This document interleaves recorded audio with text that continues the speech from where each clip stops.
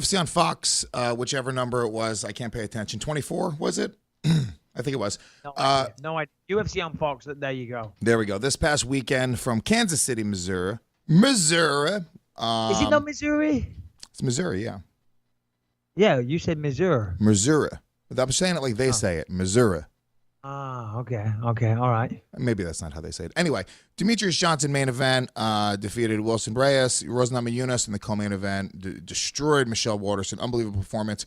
But I'd say the one that we should talk about first, Robert Whittaker comes out and really just outclassed Jacare. Second round TKO, head kick and punches.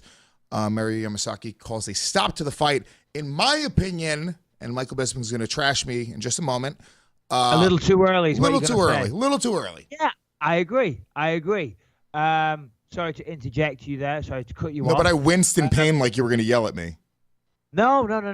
I actually agreed and thought it was a little early, but the writing was on the wall. Now, disclaimer, obviously I've looked at the reports online. The only fight I saw was the Jacare and Robert Whittaker fight, which I just watched recently because when those fights were happening, it was Sunday afternoon out here, Easter Sunday, and I was working, I was filming, I was on set, so I wasn't able to watch them, but I went back and watched the Jacare fight, of course, and as soon as I found out the result, through Twitter, Instagram, whatever, I did take to Instagram and talk a little bit of shit on Jacare. Yeah, you did. Jacare, that guy has had a chip on his shoulder and been talking a lot of smack about me for a long time now. The fucking disgusting-looking bastard that he is. He's the ever-shrinking man. He's certainly got smaller. We see his performances getting weaker and weaker. Robert Whittaker looked great. The kid is on fire. The kid's doing well. Nothing but praise for Robert Whittaker there. Good footwork, decent takedown defense. We've seen him knock people out before, and of course, he got the job done. What were you going to say, Lewis? Well, no, yeah, great performance by Robert Whittaker. I've been saying for a while that Robert Whittaker is the dark horse of that division. He's kind of a guy that he looks great, and, I don't know how many wins in a row. It's at least 5 or 6 wins in a row. Hold on. 1, 2, 3, 4, 5, 6, 7. 7 in a row. 7. Said 7. 7 in a row, dude. Yeah, listen, 7 wins in a row, and he's doing good, and he's knocking out some people as well. And he looked great against Jacare. Listen, I never really thought Jacare was that good, to be honest. Anyway, if Jacare can't take you down, he's fucked. His stand-up's terrible. His stand-up is terrible. He's so stiff and herky-jerky. He throws single shots.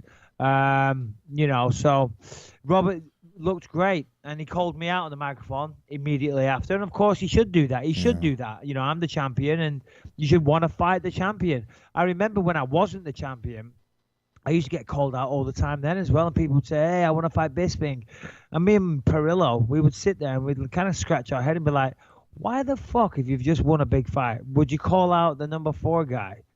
Why don't you call out the champ? So anyway, so Robert did that, and fair play to him. And listen, I've got no qualms fighting Robert Whittaker. Let's just make that abundantly clear right now, because some website said, Bisping hasn't responded.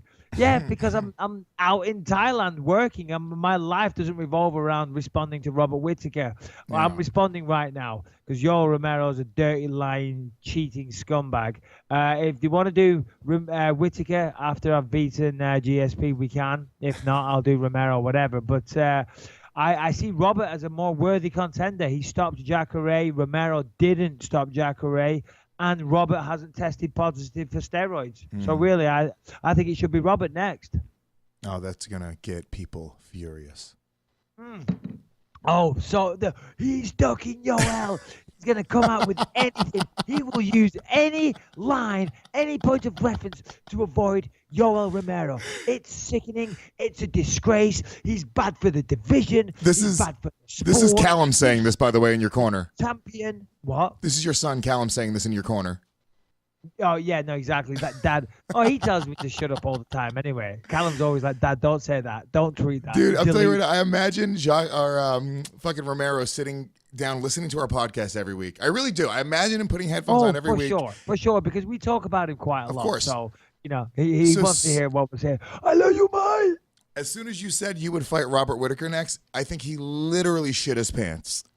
Yeah, he threw the laptop across the room. He jumped up. He called his manager straight. Oh, this is bullshit. You need to call UFC right now and tell them You know, I am the true champion.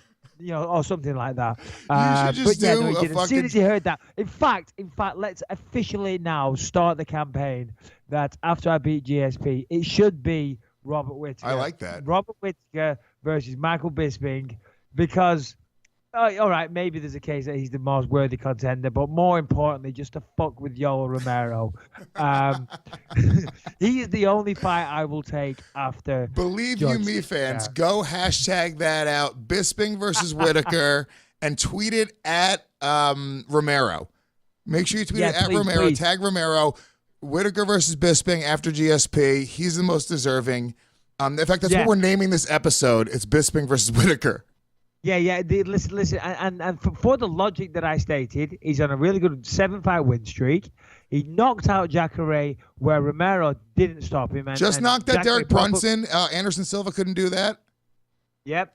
No, you're right. And also, Yoel tested positive. You know, so I just think all those things together, Robert Whittaker, okay, admittedly, way better matchup for me stylistically, but facts are facts, and I think he should be the #1 contender. Can I tell you why I don't like it? Why? I feel like the fight hype leading up to the show, I don't need to listen to a Brit and an Australian chirping at each other. It's gonna be a fucking nightmare. But hey, listen, I've got no problem listening to a Brit and an Australian. Oof. But from your perspective, from the American perspective, yeah, I totally get that. It's just like you guys don't have any bass to your voice. It's just all treble. It's just like I know. Yeah, do you know what, Lewis? You touched on something there. I fucking hate it because I hear like you talk like this, man. You know, you got some voice, you got some bass, as you say. Thank you. I'm very nasally. See, I'm from Manchester, and we kind of talk through our noses. Like mine is very, very, very subtle. But most people from Manchester, mate, they kind of talk like this. Do you know what I mean? Yeah. So they talk. You're from Manchester, so I'm from just outside of Manchester, about 25 mile away. So I'm not as bad, but you're right. And my wife pulls me on it all the time. So yeah, I fucking hate my accent. So yeah, for me and an Aussie wouldn't be good. But on the flip side, you've got the Cubano, and he can hardly speak English anyway. Yeah, but you know what? That's almost like it seems more like it's like a villain in a movie. Romero's got a great. It doesn't matter. Romero could just scream into the microphone and it sounds incredible. Yeah, and also we did have that great promo at UFC 205. Yeah. And also, Yoel Romero does have that creepy fucking manager that's like, I don't know, he looks like something out of a Bond movie that translates for him. But still, just purely, simply to wind Romero up, the only fight I'm going to accept after GSP is Robert Whittaker. I like it. And also, Rockhold offered to fight Whittaker after the fight. And Go ahead. Yeah, I guess he said he was very impressed with him, and then Whittaker said, "Oh, this is news to me." They asked him right afterwards, and he said, "I just want to get home to my family. That seems a little bit rushed. I guess July would be a little bit rushed for him." But Whittaker. Okay. Let me stop you right there. See, that's what you call a pussy. Sorry, Robert Whittaker. Well done. But what month are we now? April, May, June, July.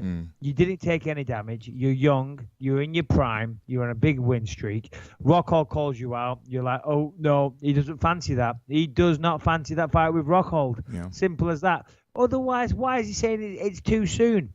You know, that's actually the fight that makes sense. If Whittaker, if you're trying to bring him along, right, that's the fight that makes sense, especially if Rockhold wants to fight. You know, yeah. I'd love to see that fight. 100%. That's an incredible fight. That isn't too soon. That's 3 months. That's 3 months away. So I think that's Whittaker trying to avoid him and get me. And listen, I'm fighting GSP sometime this year, so he's going to have to fight again in the meantime. And I think Rockhold will be a great matchup. It all depends if Rockhold. Yeah, but you know what, dude? You already said Whittaker's got the next title shot. He should just sit on the sidelines for 6 months and just wait for that title shot. Yeah, all right, fair enough. Maybe. What else happened? So Michelle Watson, she just destroyed. Sorry, what's Thug Rose. Paige? Sorry, Thug Rose. Sorry, pardon me. She just destroyed Watson, did she? Yeah, just destroyed her. You know, it's almost like it's a weird thing with I think a lot of this is what happens with a lot of the lighter divisions. 125 is another one. You know, I think there's they almost like you can't really, you don't have a lot of data on them. You know what I'm saying? There's not like you've been so tested for so long. You can kind of make a real educated guess when you're fighting another guy at 185 pounds that has been there for that long. A lot of times with the females at 115, the divisions are so thin, and these are just brand new fighters in the UFC. It doesn't hold the same value. A girl that's fighting at 115-pound female fighter in the UFC that a guy at 205 or a guy at 185 does, in the sense that I don't know that she's truly the absolute best in the world, because 2 months ago she was fighting in Invicta or some other thing because there was no division.